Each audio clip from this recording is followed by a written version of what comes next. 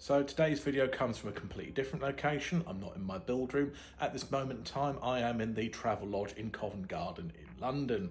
While I'm waiting for my wife, I've been round to a few shops in search of Gunpla, and I'm going to show you where I've been and what I've found. So the first place that I went to that was closest to my hotel was Annie Metal, and to be honest with you, I still have absolutely no idea how this place is still open. The prices are insanely high.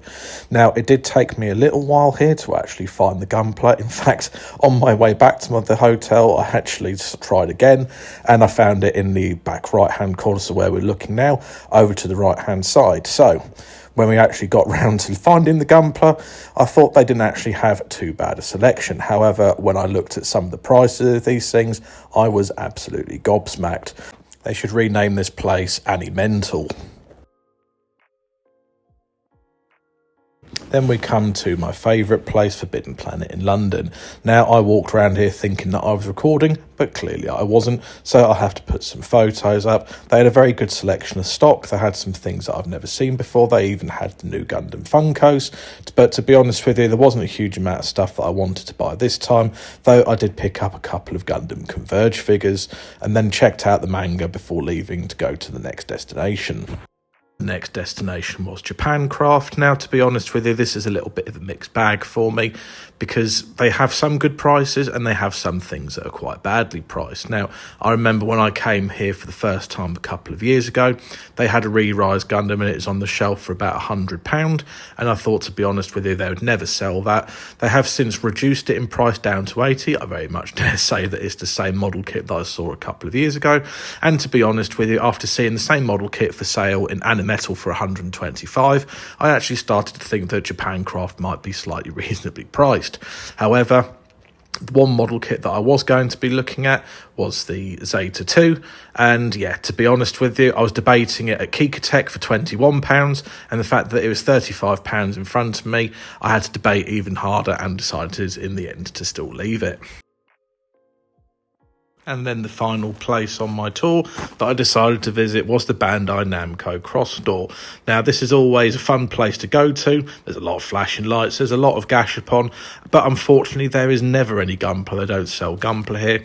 And apart from a bit of stationery upstairs, which you'll see a little bit later on in the video, and a few gashapon machines again later on in the video, there, unfortunately, yeah, there wasn't actually anything Gundam here to buy.